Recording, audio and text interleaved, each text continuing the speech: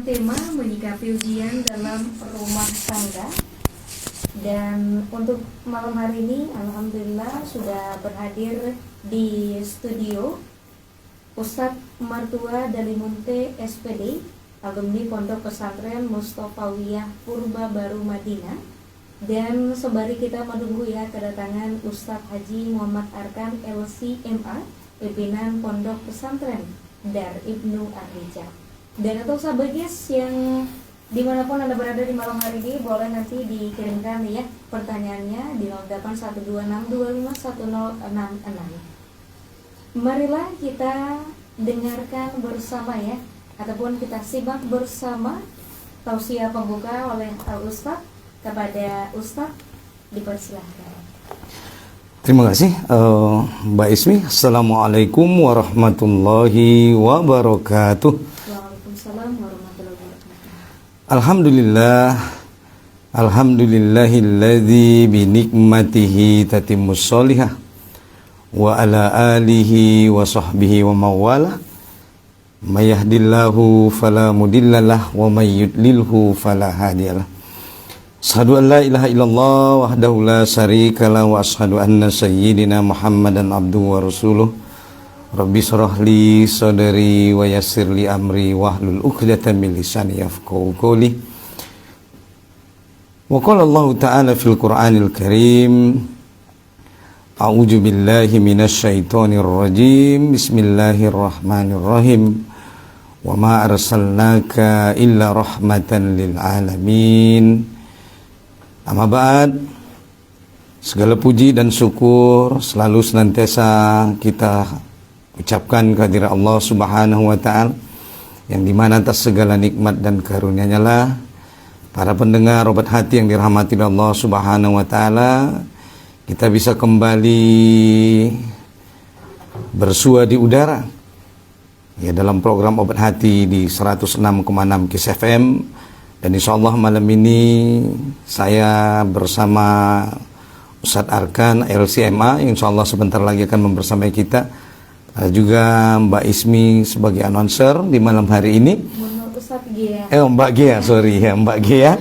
Ada Mbak Gia sebagai announcer kita di malam hari ini. Yang insyaallah juga alhamdulillah bersama kita menemani program obat hati. Mudah-mudahan semua pendengar kami di malam hari ini pada malam Kamis, itu bertepatan pada tanggal 4 Desember di tahun 2024, semuanya dalam rahmat dan kasih sayang Allah Subhanahu wa ta'ala. Pendengar obat hati yang dirahmati Allah Subhanahu wa ta'ala, sebagaimana tadi Mbak Gia menyampaikan bahwa adapun tema kita di malam hari ini sesuai dengan flyer yang sudah digaungkan dari tadi siang ya, yaitu dengan tema masih seputar rumah tangga, sambungan dari minggu yang lalu, yaitu dengan judul menyikapi ujian di dalam rumah tangga. Pendengar yang dirahmati Allah Subhanahu wa ta'ala, di minggu yang lalu kita telah berbicara tentang panjang lebar bagaimana bahwa sebenarnya rumah tangga itu adalah sebuah bangunan yang harusnya kokoh, yang harusnya menjadi tempat bernaung yang paling nyaman, di mana rumah itu menjadi baiti jannati, yaitu rumah tangga yang sakinah mawaddah warahmah. Tetapi pendengar yang dirahmati Allah Subhanahu wa ta'ala, yang namanya kehidupan tentu tidak lepas dari yang namanya ujian, cobaan, tantangan dan rintangan. Sebagaimana Allah menyampaikan di dalam Quran surah At-Taghabun ayat 14, Allah Subhanahu wa ta'ala mengatakan, hai orang-orang mukmin, sesungguhnya di antara istri-istrimu dan anak-anakmu ada yang menjadi musuh bagimu, maka berhati-hatilah kamu terhadap mereka. Dan jika kamu memaafkan dan tidak memarahi serta mengampuni, maka sesungguhnya Allah Maha Pengampun lagi Maha Penyayang. Pendengar yang dirahmati Allah Subhanahu wa ta'ala, tentunya kita di dalam menjalani kehidupan rumah tangga banyak dinamika yang selalu berkembang di setiap harinya, terutama dalam menghadapi tantangan zaman di mana kehidupan hari ini terus berkembang sangat dinamis. Nah, tentunya yang namanya rumah tangga Nah, tidak lepas dari yang namanya ujian, tantangan, dan rintangan sebagaimana kita sampaikan. Mungkin ada di dalamnya problem antara suami dan istri. Ada pula nanti misalnya problem antara ayah dengan anak, ibu dengan anak. Dengan berbagai macam masalah yang ada di rumah tangga. Hari ini kita banyak menyaksikan ya, berita-berita di media televisi dan media lainnya, yang dimana di berita-berita itu memuat banyak tragedi-tragedi, seperti yang baru-baru ini misalnya kita lihat ada berita ada seorang anak yang tega, mohon maaf ya, dengan sadis itu menghabisi ibunya dengan menggunakan tabung gas 3 kg begitu kan. Ini tentunya ada problem-problem antara ibu dengan anak.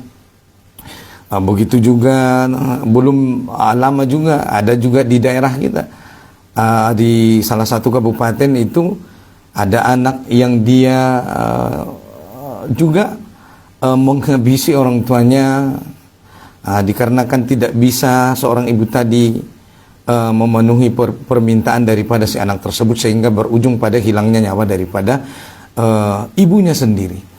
Nah, ini ada berbagai macam problematika sebagaimana tadi ayat yang kita baca, bahwa di antara keluarga-keluarga mukmin, orang-orang beriman itu ada yang dia diuji dengan bukan orang terjauh dari kehidupannya. Justru dia diuji dengan istrinya, ada yang diuji dengan anak-anaknya, bahkan di antara anaknya dan istrinya mungkin ada yang menjadi musuh bagi kehidupannya. Dan inilah cobaan terberat di dalam kehidupan. Kalau cobaan itu datang dari pihak luar, mungkin kita bisa mengatakan, oh dia bukan siapa-siapa saya, tak usah pun saya mengenal dia seumur hidup, mungkin tak ada masalah bagi kita.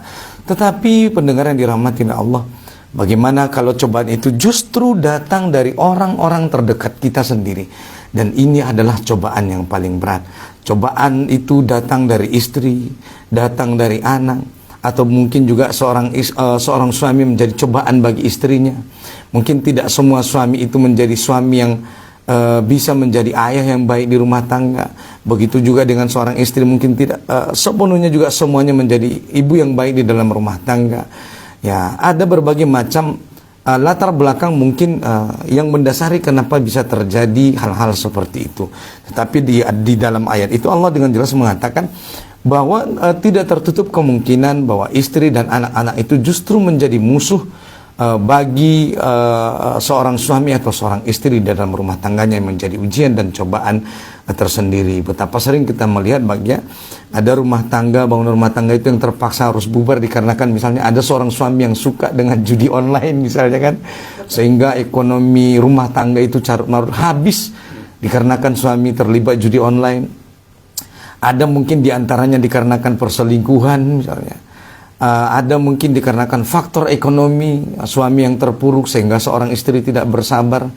Ada juga mungkin ya ada dikarenakan pinjaman online misalnya kan, ya pinjol yang lagi marak hari ini misalnya, sehingga karena stres, tidak tahu harus mengadu kemana, mencari solusi lagi sehingga merasa buntu.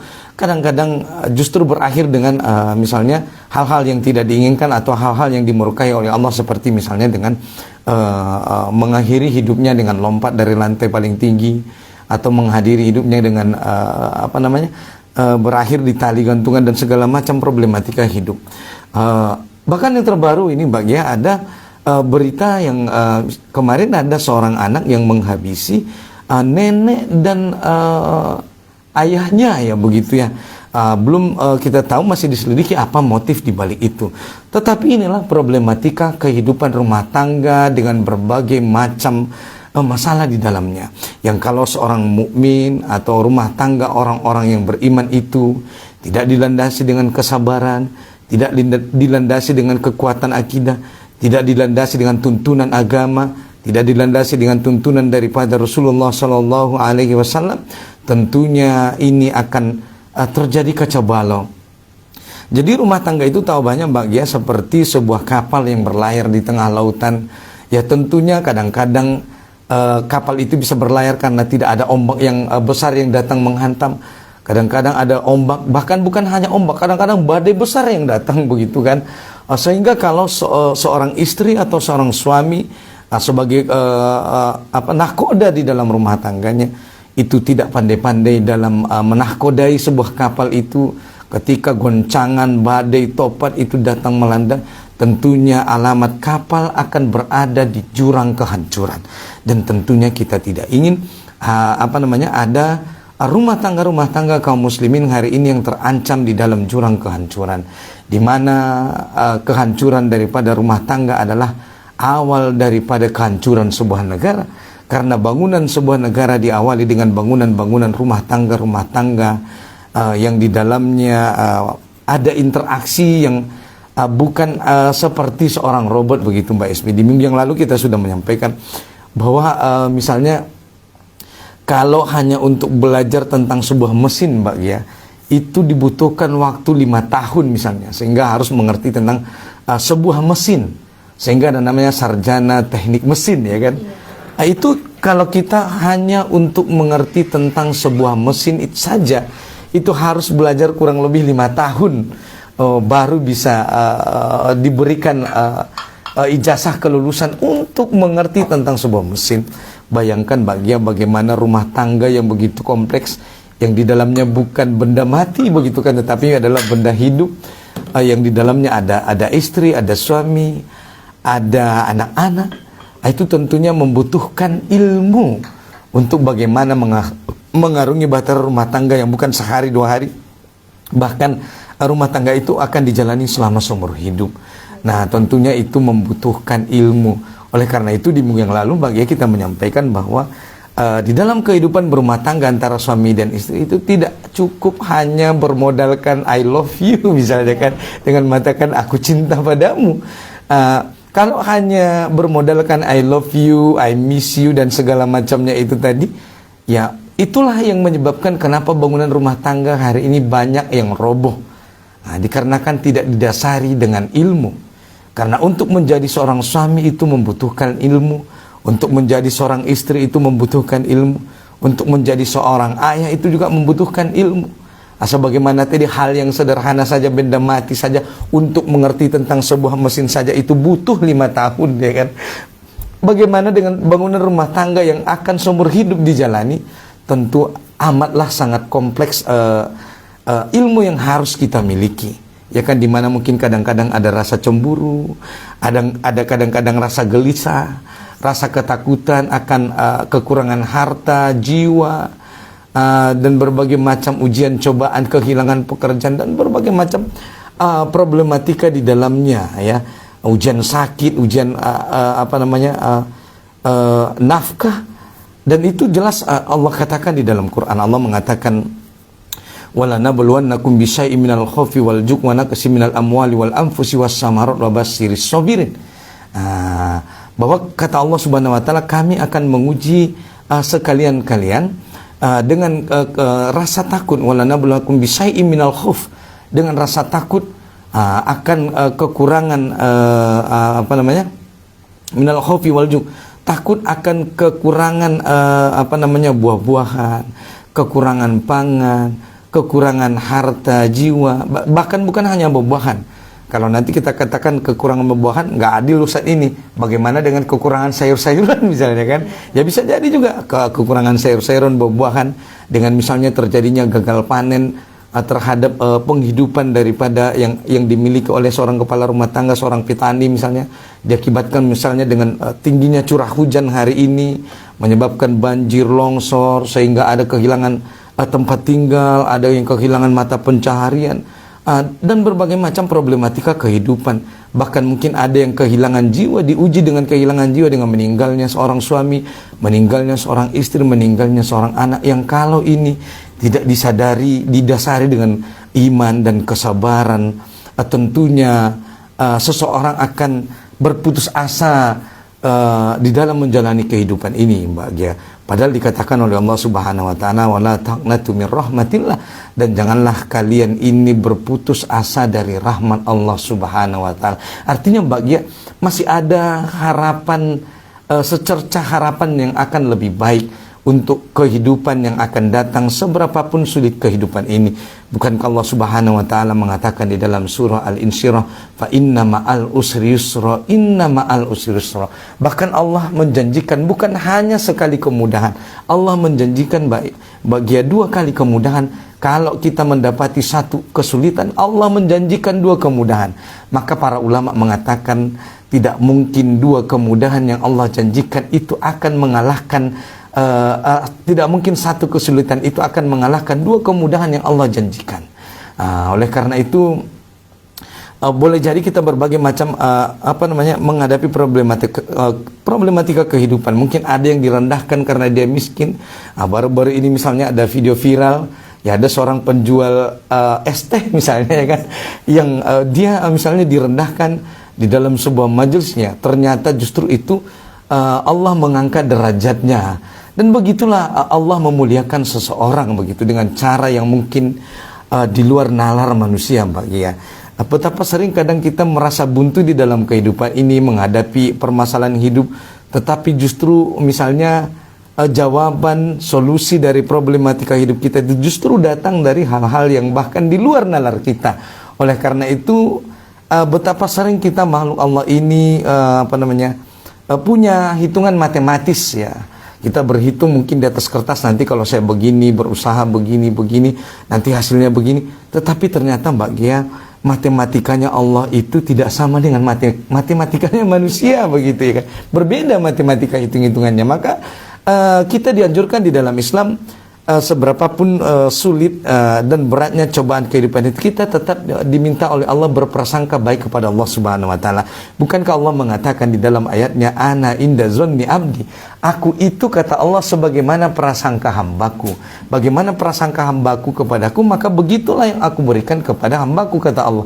Oleh karena itu, seberat apapun ujian, cobaan kehidupan itu, maka tetaplah berprasangka baik kepada Allah. Bukankah cobaan itu menunjukkan bahwa ujian itu akan menunjukkan bahwa akan naik kelasnya seseorang, akan ada kabar gembira yang akan menanti di sana. Oleh karena itu Mbak Gia, ibaratnya ujian kehidupan ini taubahnya seperti seorang anak sekolah. Yang menghadapi ujian adalah anak yang akan naik tingkat. Maka mari kita tanamkan di dalam diri kita, kalau kita menghadapi ujian, cobaan di dalam kehidupan ini, berarti Allah ingin mengangkat derajat kehidupan kita. Sebagaimana tadi anak sekolah yang akan menghadapi ujian. Hari ini juga anak-anak sekolah sudah ada yang mulai ujian, Mbak Gia, ya kan? Ya kan, ujian semester begitu, kan. Berarti itu artinya anak-anak sekolah ini akan naik tingkat. Begitu juga kita di dalam kehidupan ini.